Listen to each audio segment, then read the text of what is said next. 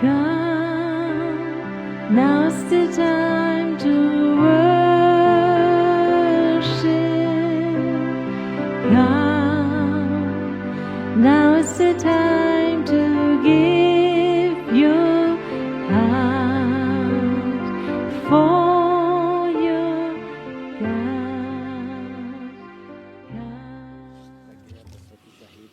Merci Seigneur qu'on peut t'élever ce soir. Et bonne soirée à tous. Soyez les bienvenus, ceux qui sont live, aussi ceux qui viennent demain. Vous êtes plus de 14 000 personnes en live. Je crois que c'est un bon signe quand les gens ont faim de Dieu. Faim de Dieu, faim du ciel. Vous savez que la faim du ciel, c'est quelque chose qui nous purifie. Si on perd cette faim de Dieu, on a perdu beaucoup de choses. Et ce soir, j'aimerais un peu vous raconter du ciel. Pas seulement comment c'est là en haut au ciel, mais ce qui est important, Dieu m'a donné un message. Et ça, j'aimerais vous le transmettre. En ce moment, on entend les messages directement du ciel. Pour les gens qui théologiquement ont un problème, que les gens peuvent aller au ciel, j'aimerais courtement vous expliquer. La Bible dit, on est un esprit, on a une âme et on a un corps.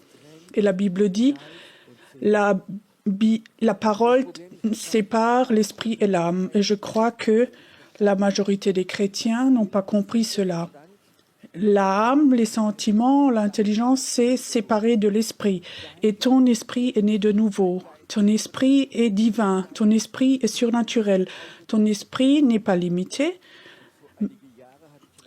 Et il y a quelques années, j'avais une rencontre très forte avec Dieu. Je me rappelle ce jour-là, j'avais fait quelque chose que Dieu me demandait. C'est comme s'il me disait, est-ce que tu es prêt à me donner ton esprit ? Est-ce que j'ai le droit d'utiliser ton esprit comme je le voudrais? J'avais pas peur de ce que Dieu pouvait faire avec mon esprit. Mais ce soir, j'aimerais vous raconter une partie, mais tu peux pas imaginer ce que Dieu fait, ce qu'il peut faire avec ton esprit. Dieu peut prendre ton esprit et il n'y a pas de limite dans ça. Et on peut aller partout. Et je crois que ça, c'est tellement important que ton esprit est illimité. Dieu peut faire avec ce qu'il veut. Dieu peut, toi tu es là en Allemagne, il peut emmener ton esprit ailleurs, en Amérique, en Australie. C'est pas un problème pour Dieu. Quand toi tu lui donnes ton esprit et que tu crois que ton esprit peut se séparer de ton âme, ton corps, et il peut l'utiliser surnaturel. Ton esprit est né de nouveau, quelque chose de divin.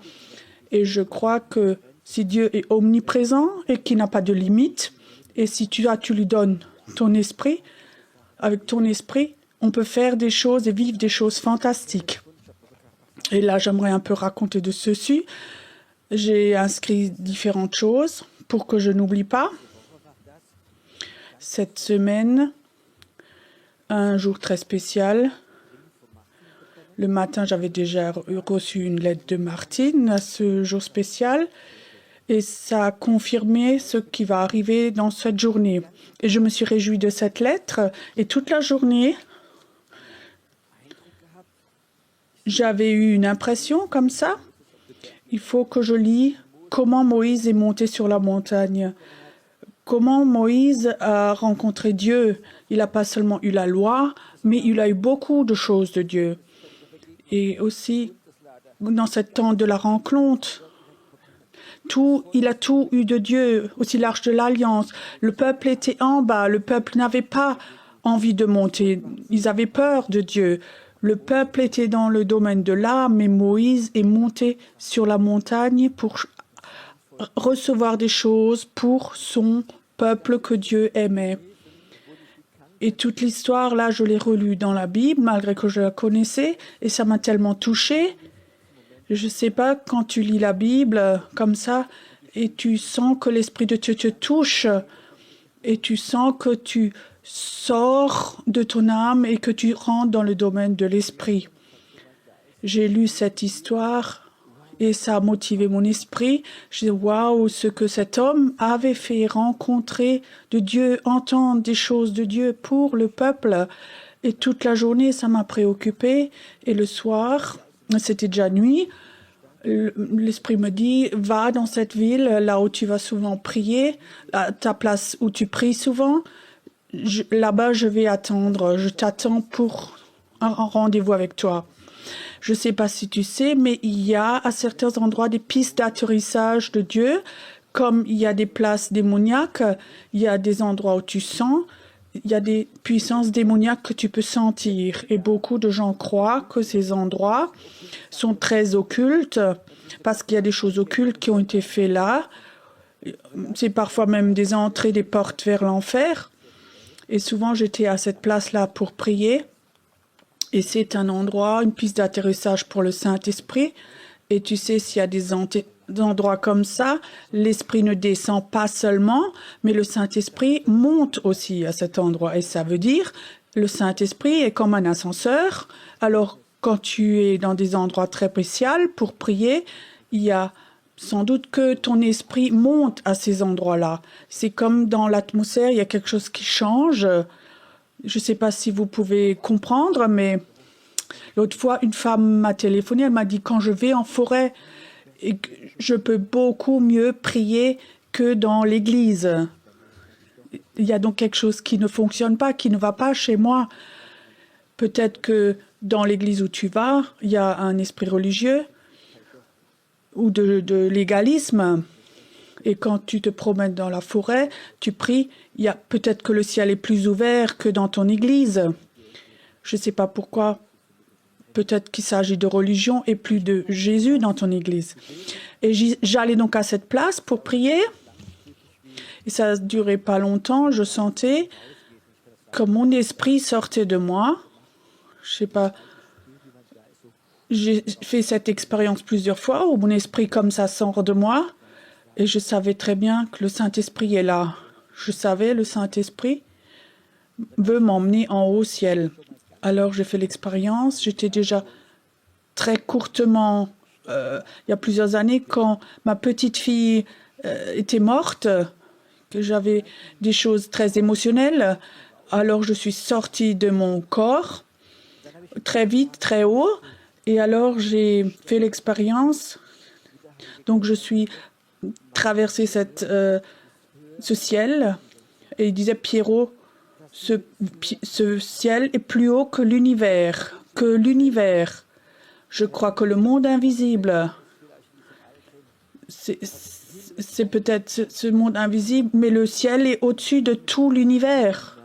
Et je suis arrivée dans ce ciel, et c'était comme une salle d'attente, et quelque part j'étais là un moment, et je pensais, si maintenant je devais décider moi-même où je peux aller, où est-ce que j'irais. Et si tu vas au ciel et tu sais pas, alors je réfléchis, qu'est-ce qu'on peut voir au ciel. Il y en a peut-être qui pensent au trône de Dieu. Tout d'un coup, le Seigneur me dit, tout le temps, il parlait avec moi et il disait, j'ai une autre pièce. Et je suis allée dans une autre pièce, une très grande pièce. Et là, c'était comme une très grande bibliothèque. Il y avait beaucoup de livres là-dedans. Et je disais, Seigneur, qu'est-ce que c'est ça? Et il disait, tu sais, chaque enfant de mes enfants qui sont rentrés dans leur appel, il y a un livre qui est écrit de sa vie. Et ça, ce sont tous les livres de tous les gens qui m'ont servi, qui ont été fidèles, qui ont surmonté, qui sont allés au bout, d'Abraham, Noé et de tous les gens. Ils sont là, les livres. Et je disais, Seigneur, c'est jusqu'à aujourd'hui. Il disait, oui, jusqu'à aujourd'hui. Alors comme dans ma spontanéité, je disais, Seigneur, est-ce que le livre de Reinhard Bonnke est là aussi? Il me disait oui. Il me montrait même le livre. C'est un tout gros livre. Et il y avait écrit dessus Reinhard Bonnke. Je disais, mais Seigneur, les dernières années, quand il vivait encore ici, il a donc écrit un livre sur sa vie. Il a dit non, c'est pas ça, c'est pas la copie. Ce livre qui est sur la terre, c'est Baron Bonk qui l'a écrit. Celui-là, c'est moi qui l'ai écrit. Et je disais, il y a quelque chose d'autre là-dedans. Il disait oui, ce que vous avez écrit, c'est ce que quand lui, il a écrit, on n'a pas vu combien d'anges étaient là. Les évangélisations dans le monde invisible, comment on travaillait là, quand les puissances de démons sont parties, quand Satan a essayé de le tuer et que moi j'ai agi, que sa vie était protégée jusqu'au dernier jour. Ce livre au ciel, c'est un tout autre livre. Si Reinhard Bonko le lit, il va voir qu'il n'y a qu'un tout petit bout que lui l'avait écrit. Tout le reste, c'est moi qui l'ai écrit. Et là en haut, il y avait tous ces livres de tous ces hommes de Dieu. Et alors je sentais comme il devient triste. Il a ouvert beaucoup de livres et j'ai vu beaucoup de pages blanches dans beaucoup de livres. Certains livres, il n'y avait que la moitié qui était écrit, l'autre moitié toute blanche. Certains livres au milieu étaient des pages blanches où il n'y avait rien d'écrit. Même certains livres, il y avait 3 pages écrites et le reste, rien. Et je disais, Seigneur, mais c'est quoi ça?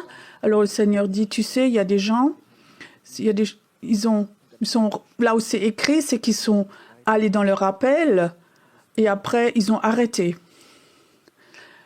Les pages restent blanches quand les gens ont arrêté leur appel. Et je dis, mais quel est le sens que tu me montres tout ça? Il me dit, tu sais, ces livres sont tellement importants parce que j'aimerais qu'ils soient tous remplis. Le temps va venir où le monde entier va lire ces livres. Et ces livres ont une puissance dans le monde invisible. Ils vont un jour être lus et ils vont être... La puissance démoniaque va être jugée au travers de ces livres. Et c'est tellement important que tous ces livres soient écrits jusqu'à la fin. Il y a des temps où les chrétiens se rassemblaient dans les cultes. Ils sont sauvés, ils sont devenus chrétiens pour être bénis, pour être guéris, pour qu'ils aillent bien. Ça, c'était pas le sens. Ils n'ont pas rempli les livres. Le jour où tu es sauvé, ton nom est écrit dans le livre. Après, ton livre commence. Le livre n'est pas écrit dans ce que tu es béni, mais dans ce que tu vas et que tu fais la volonté de Dieu dans ta vie. Que chaque personne qui est sauvée, Dieu a un plan. Et si tu rentres dans le plan, alors Dieu commence à écrire ce livre. Dans Ésaïe, il écrit, où Dieu dit, il faut que j'ai des témoins. Vous êtes mes témoins. Dieu ne peut rien faire sans témoins. Si les livres ne sont pas remplis dans la bibliothèque, le temps stop, le réveil ne va pas s'accomplir. Il est temps que tu retournes sur la terre pour dire aux gens, il faut remplir les livres pour que le plan s'accomplisse. Imagine, tu es sauvé, tu es enfant de Dieu et tu es là en haut. Le Seigneur t'appelle et il te montre ton livre avec ton nom. Le jour où tu as été sauvé, peut-être tout ce que Dieu avait organisé pour que toi tu sois sauvé, pour que tu n'ailles pas en enfer. Mais ton livre était tout blanc, il n'y a rien dedans. Et ça, c'est quelque chose qui manque dans cet immense puzzle divin. Il y a tellement de livres qui restent blancs. Alors le Seigneur m'a montré des choses que je ne comprenais pas non plus. Il y a des livres aussi qui sont là. Le début a été écrit. Bien. Après, il y a 12-15 pages blanches. Après, ça continue. Ça, c'était des hommes ou des femmes de Dieu. Ils avaient, dans un temps très spécial, ils avaient arrêté. Le plan s'est arrêté. Et tout le temps, les pages ont resté blanches. Ça, savoir où le plan de Dieu n'a pas été réalisé dans ces temps-là. Alors le Seigneur m'a montré où j'avais des questions parfois. Il y avait des temps dans ma vie où Dieu me disait, Pierrot, tu vas dans cette ville et tu as fait ça ou ça. Alors pendant des mois, je priais pour une certaine ville et après Dieu me dit, maintenant c'est fini. Je pensais, oui, ok, maintenant quelque chose doit se passer. Et alors j'ai pas continué ici, alors j'ai pris autre chose à faire. Alors Dieu me disait, tu n'as que réalisé ce que quelqu'un avait arrêté. Et maintenant, j'ai de nouveau quelqu'un qui continue un certain plan. Parfois, tu es comme un remplaçant. Un remplacement, comme c'est comme à l'hôpital, comme les infirmières sont des remplaçantes. Si quelqu'un n'est pas là, alors aussi dans l'industrie, il y a comme ça des remplaçants. Aussi, moi, je cherche des remplaçants. Comme il manque quelque chose dans certains plans. Des gens qui remplacent, qui font, qui réalisent un plan, qui prient pour finir quelque chose. C'est tellement important de réaliser le plan de Dieu. Et le Seigneur m'a vraiment mis quelque chose sur le cœur, parce que ça, c'est très important pour lui. Ça, c'est une puissance dans la main de Dieu, tout ça. Et j'étais là, dans cette pièce, assez longtemps. Et il y avait un homme qui rentrait dans cette pièce. Il vient vers moi. Et je disais, qui tu es? Et c'est Pierre. Pierre était là. Et il disait, Pierrot, j'ai rempli le livre, du début à la fin. C'était pas facile, mais à la fin non plus, c'est pas facile. Mais j'ai terminé le livre. Il me disait, tu sais, c'est pas tellement important tes capacités. Moi, je suis un des plus grands, j'étais un des plus grands qui a failli. Mais jusqu'à la fin, j'ai écrit ce livre. Va en bas et dis-le aux gens pour qu'ils écrivent le livre jusqu'à la fin. Alors il a dit, il est temps que tu ailles. Et il a dit quelque chose qui m'a vraiment impressionné. Il m'a mis la main sur l'épaule. Il a dit, Pierrot, j'aimerais te donner les paroles que Dieu m'a données.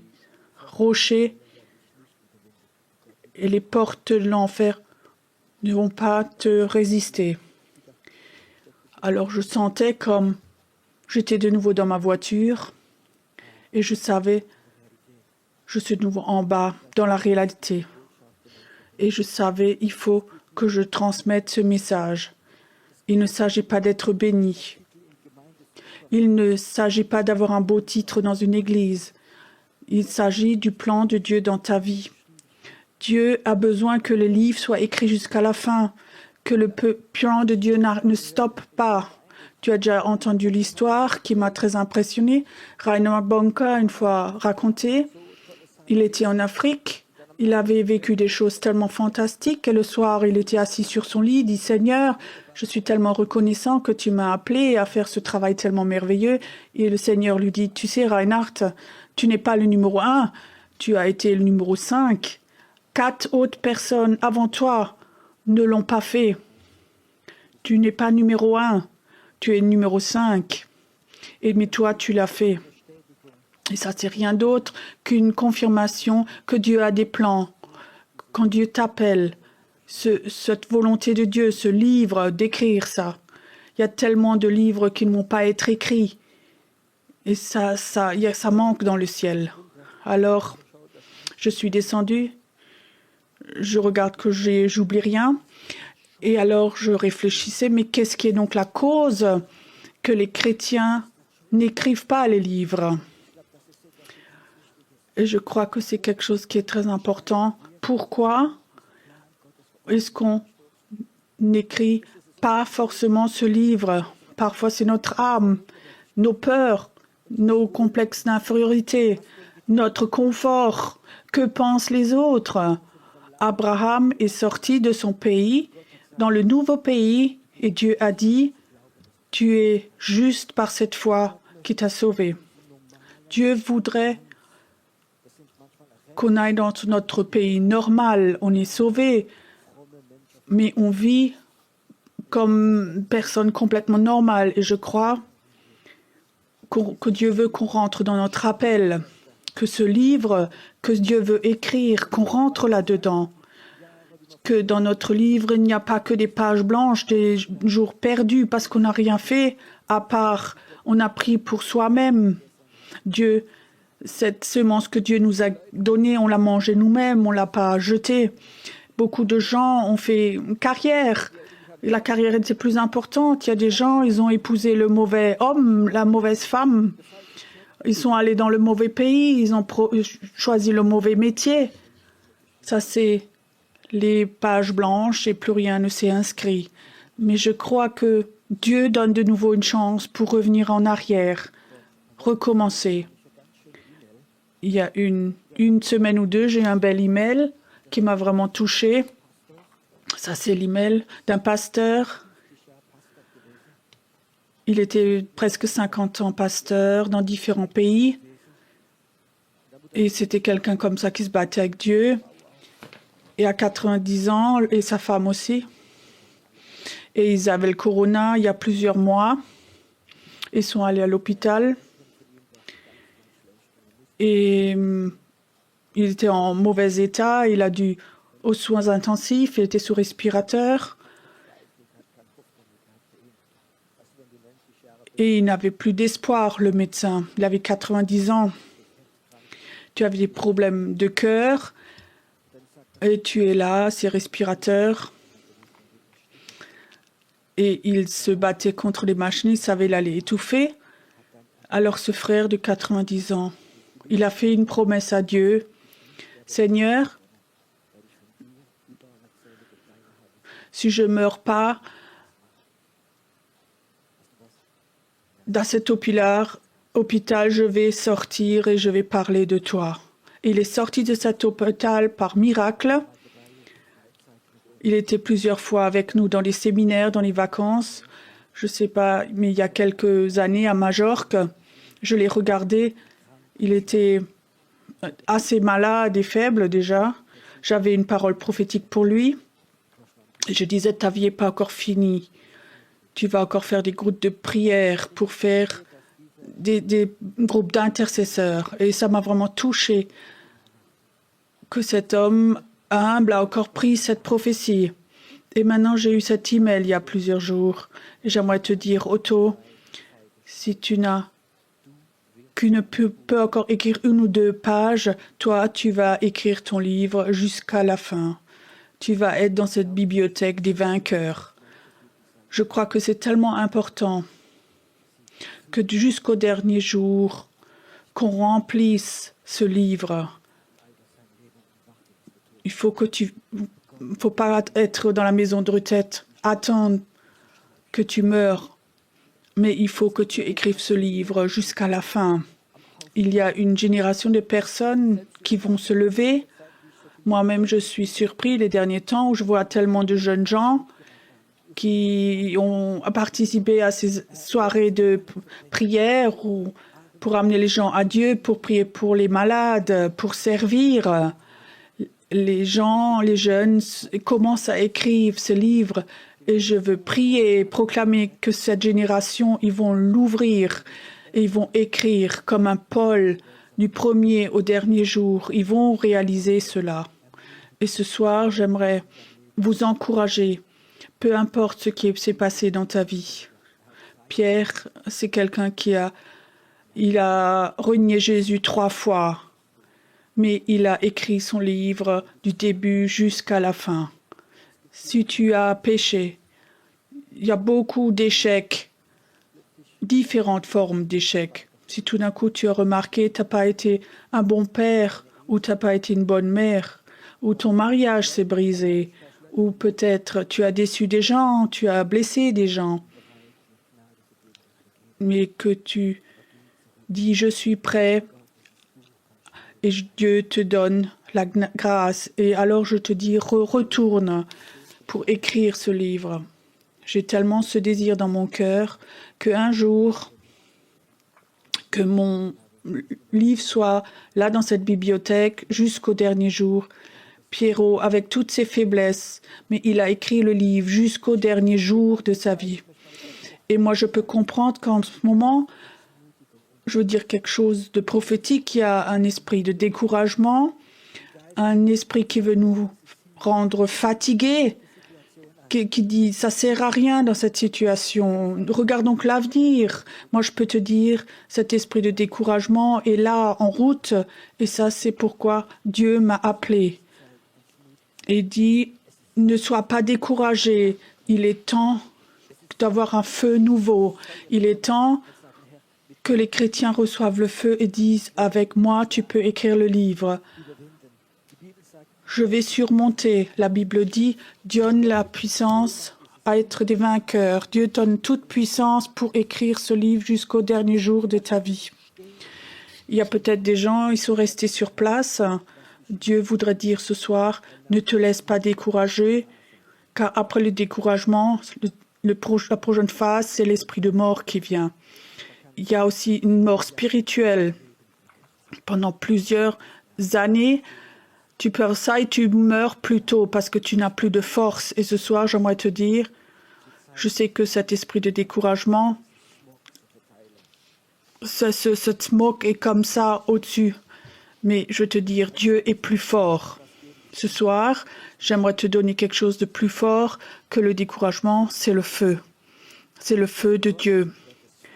Notre Dieu est un feu de Dieu. Et quand le feu de Dieu te touche, alors tout découragement, toute fatigue, toute résignation va s'en aller. J'ai tellement envie, j'ai tellement soif que ce Dieu du feu vient beaucoup plus fort dans notre pays, que ce soit en Suisse, en France, en Allemagne, en Autriche. Peu importe que ce Dieu du feu vienne et que tout d'un coup, des gens qui commencent de nouveau à écrire leur propre livre de la vie et qu'un jour, que le Seigneur prend ton livre et qu'ils peuvent montrer qu'il est plein des vainqueurs. C'est une puissance dans la main de Dieu. Quand l'accusateur des frères vient et dit, Seigneur, tes enfants, ton Église, ils sont pas mieux que tous les autres. Alors le Seigneur dirait sans doute, oui, tu as raison, mais regarde, moi je t'emmène dans la bibliothèque des vainqueurs.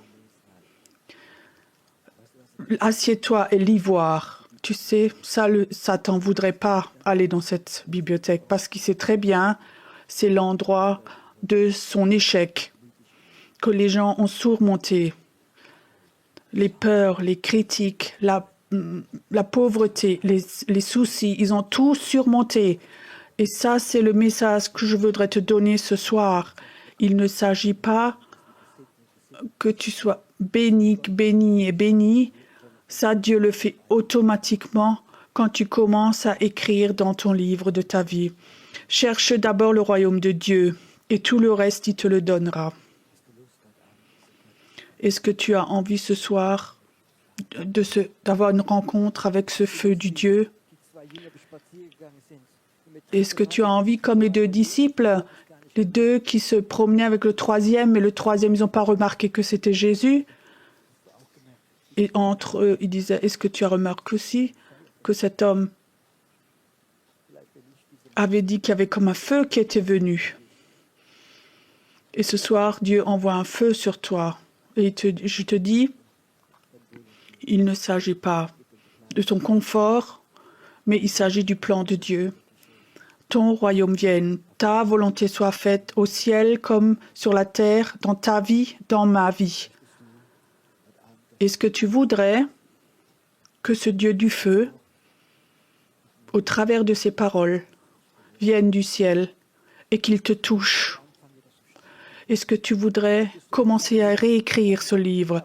Est-ce que tu voudrais commencer qu'il y a tellement de choses qui changent dans le monde invisible? Quand toi, tu te lèves, quand tu pries, et quand tu as des temps peut-être de jeûne, ou quand tu évangélises, ou tu as des temps d'intercession, est-ce que tu veux vivre cela?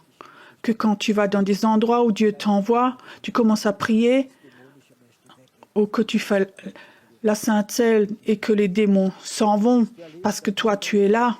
Est-ce que tu veux vivre, que tu es capable sur cette terre, là où tu habites, que Dieu descende, que la présence de Dieu est là, ce feu est là? Il y a plusieurs... Moi, j'étais fraîchement chrétien, et 40 ans, il était missionnaire, et dans plusieurs pays, il était en Afrique, il est revenu en France, parce que les médecins ont dit, il faut que tu ailles en France, parce que il va mal avec son cœur.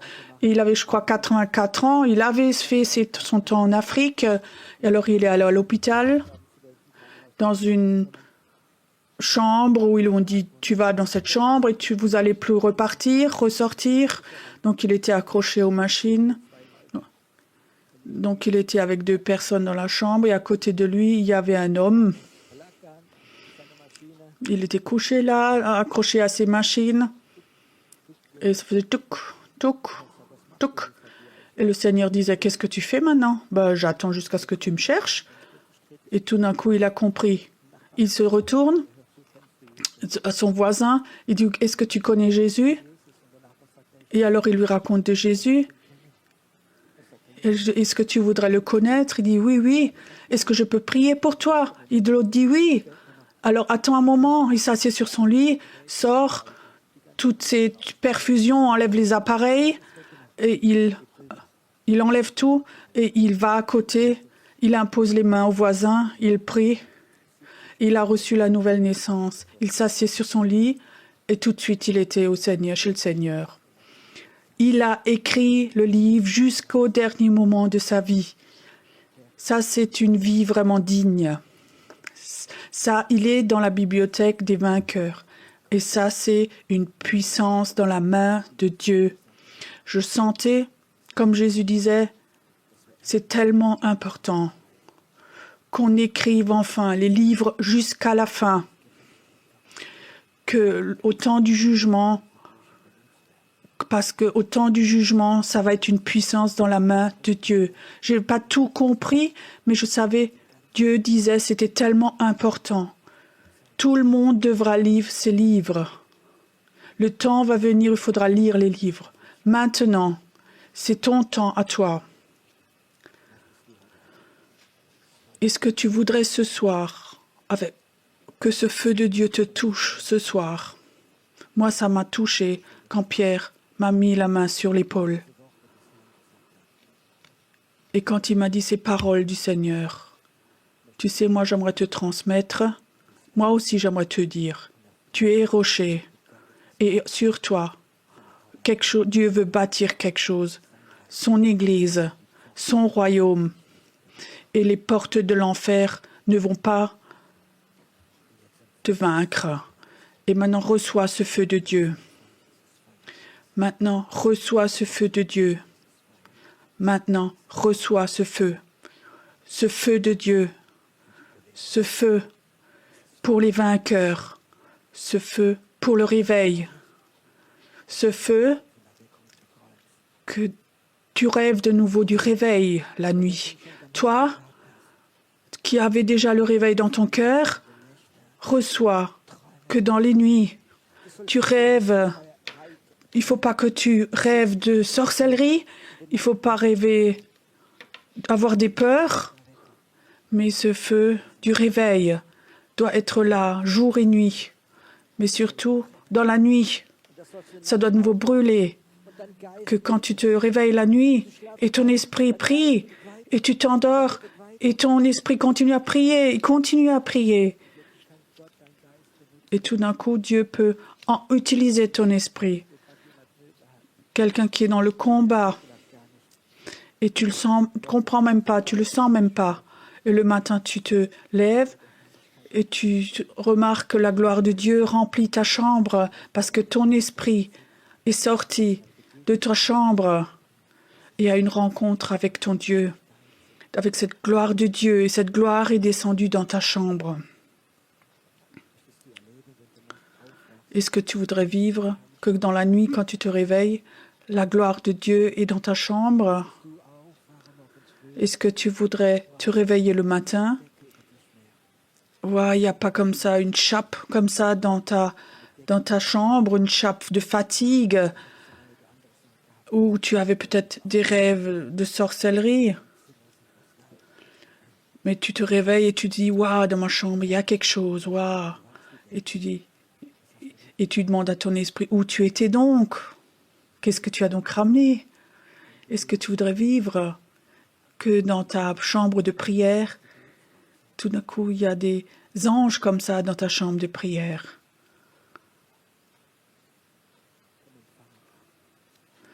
Viens, reçois maintenant. Reçois que cette gloire de Dieu, tu ne vis pas pour toi-même. Tu vis pour écrire les derniers livres, les dernières pages, pour les remplir dans la bibliothèque de Dieu. Va dans le plan de Dieu. Rentre-y. J'aimerais tellement ce soir que tu aies un temps de prière. N'éteins pas tout de suite. Et cette parole, ne la mets pas dans ton intelligence, range-la pas dans le savoir ou des connaissances, mais reste un moment maintenant dans la présence de Dieu. Commence à prier. Et je crois que Dieu voudrait maintenant parler encore avec beaucoup. Autorise-le, laisse-le. On va avoir encore un temps de louange. Laisse maintenant Dieu te parler encore. Laisse Dieu te parler encore. Dieu te bénit. Come, now's the time.